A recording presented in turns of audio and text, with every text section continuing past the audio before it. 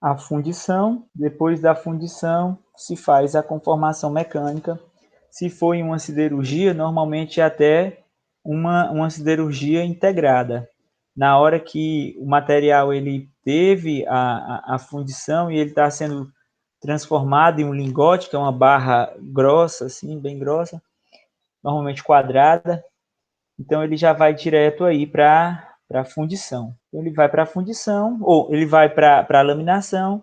Quando a usina ela tem isso, aí a gente chama de siderúrgica integrada, que é integrada à conformação mecânica, e é na conformação mecânica que o material ganha bem mais valor, porque, por exemplo, um vergalhão, né, da Gerdau, da construção civil, ou de um concorrente, vale muito mais do que o lingote.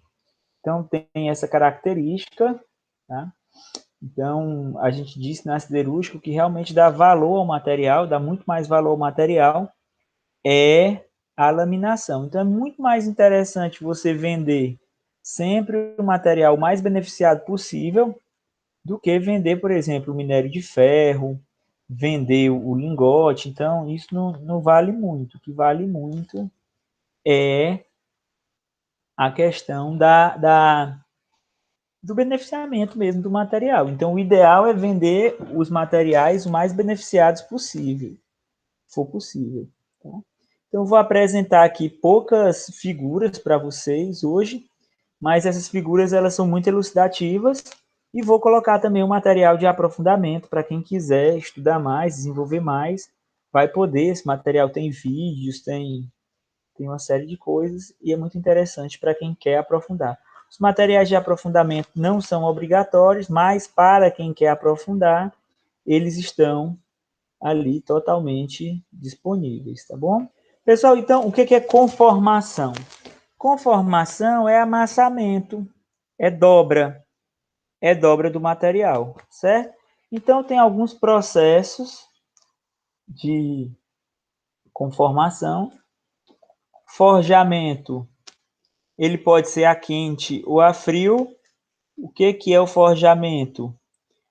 No forjamento eu tenho aqui também, eu tenho um molde que tem o formato que eu quero para o meu material e eu dou golpes no material. Normalmente esse material aqui está quente. Tá? Vou dando golpes e o material fica do jeito que eu quero. Então, existe o forjamento manual e existe o forjamento com máquinas. Existe o forjamento a frio e o forjamento a quente. No forjamento manual, a pessoa vai dando golpes no material, tentando deixá-lo com o formato que se quer. No forjamento à máquina, eu trabalho com molde, com a prensa, e eu vou dando pancadas no material para que ele fique no formato da minha prensa.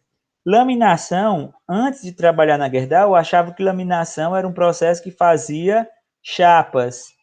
Não é, pessoal. Laminação faz chapas, faz barras, faz uma série de coisas.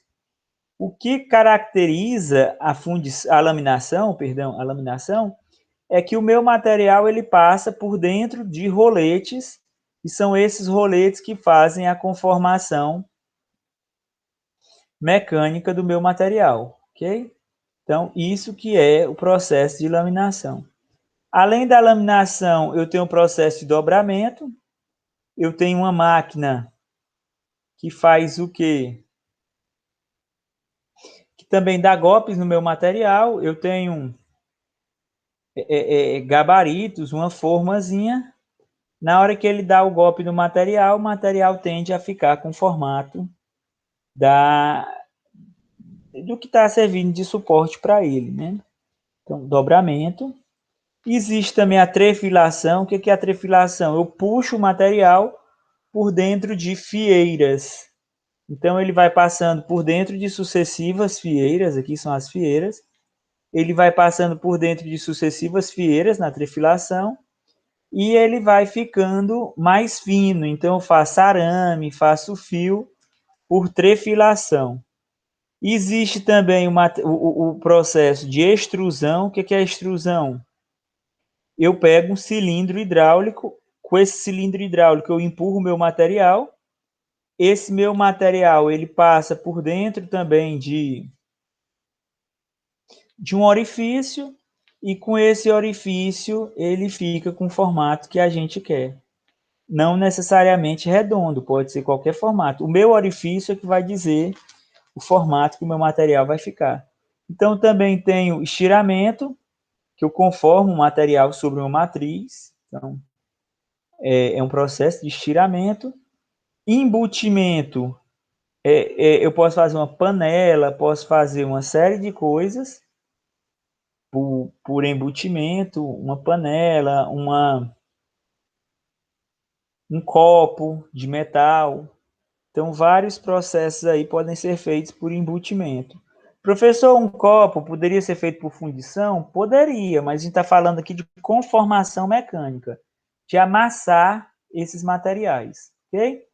E cisalhamento, a gente viu que os processos tinham uma característica que eram 4 tipos: conformação, moldagem, usinagem, que às vezes chamam de corte, mas corte e usinagem não necessariamente é a mesma coisa, e corte, conformação, moldagem, usinagem e união, e processos de união. Então aqui, pessoal, o que a gente está vendo agora? A gente está vendo agora os processos de conformação, de amassamento. Então, quando a gente fala de fundição, fundição é outra característica de processo de fabricação. Fundição é uma moldagem, certo? E cisalhamento, pessoal, não é usinagem. Por que que não é usinagem? Porque a usinagem, a característica é sair limalha, é sair o cavaco. Então, nesse cisalhamento, eu simplesmente corto o material. Quando eu corto o material, não tem limalha. Então, não é usinagem, ok? Se não tem limalha, não é usinagem. Então, aqui eu dei uma breve visão para vocês, os processos de conformação mecânica, mas, repito, vou deixar o material de aprofundamento aí para vocês. Quem quiser se aprofundar, pode. O aprofundamento não vai ser cobrado na prova, mas a gente vai continuar um pouquinho agora aqui na nossa aula. Certo? Continuar um pouquinho na nossa aula. Vou parar essa apresentação e vou apresentar outra coisa.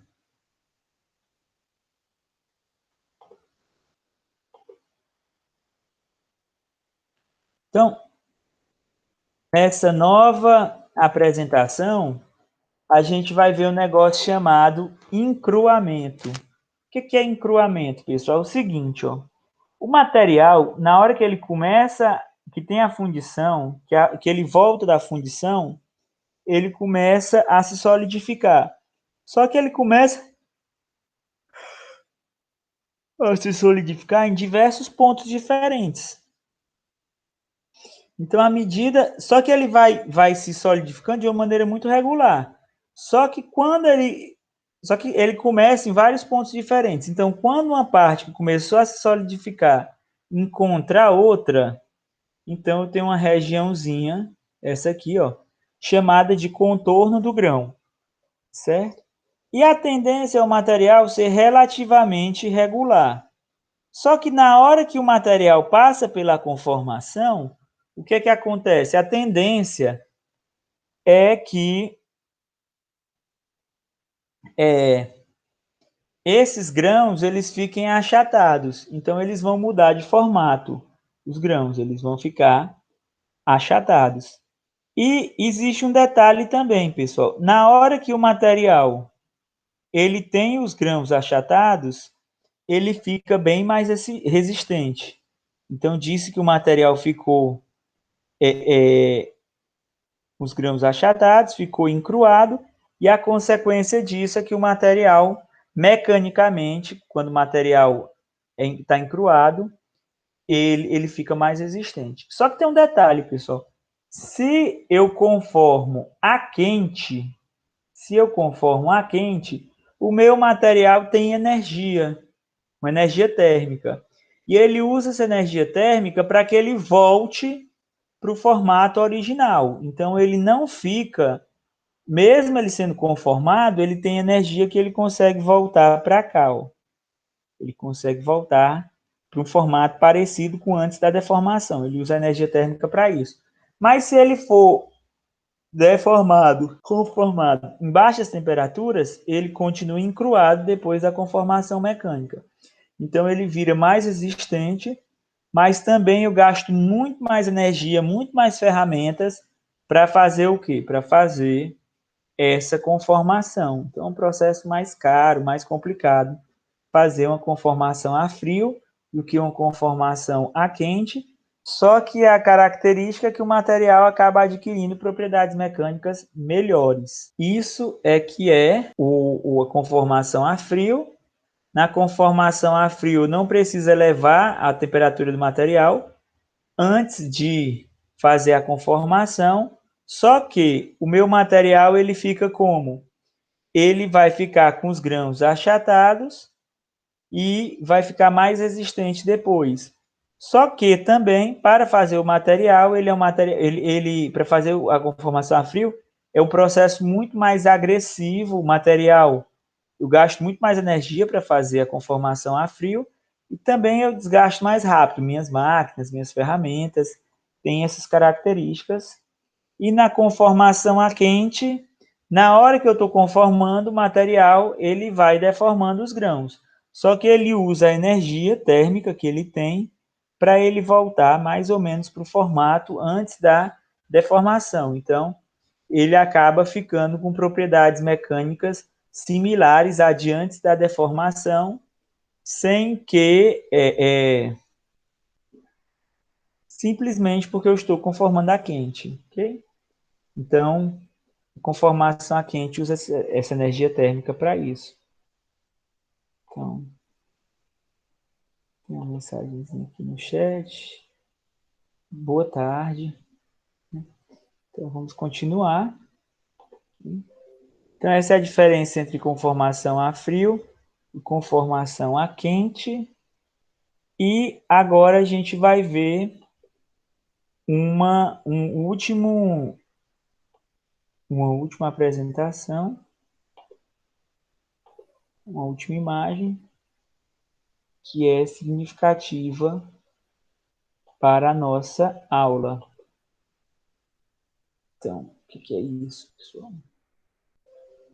Então, é isso aqui, pessoal. Eu tenho o meu material. Esse meu material, ele tem um negócio chamado fase elástica. O que é fase elástica? Toda vida que uma força age sobre o material, esse material ele se deforma. Então, sempre. Por mais que a força seja pequena, esse material vai se deformar. Então, se ele se deformar dentro da fase elástica, na hora que se tira a força, ele volta totalmente para como foi antes da deformação, antes de se utilizar a força. Se o meu material ele sai aqui da fase elástica, eu continuo aplicando força nele, ele sai da fase elástica, então ele começa a ter o escoamento. O que é o escoamento? É justamente quando esses grãos eles começam a se deformar. Então, na fase plástica, mesmo que eu tire a força, o meu material não volta mais ao normal. Ele vai ser deformado para sempre. Então, mesmo que eu tire a força, ele não consegue mais voltar a ser como era, porque ele já conformou mecanicamente, certo? Então, o meu material ele entra no patamar de escoamento, que o quê? Justamente aqueles grãos, aqueles cristais, eles passam a se deslocar entre si durante a fase de escoamento. Quando ele já escoou tanto que não dá mais para que ele continue escoando esse material, então ele entra no encruamento e no encruamento ele vai ficando mais resistente. Quando o material ele chega nesse limite de resistência, aí ele vai se encaminhando para a ruptura.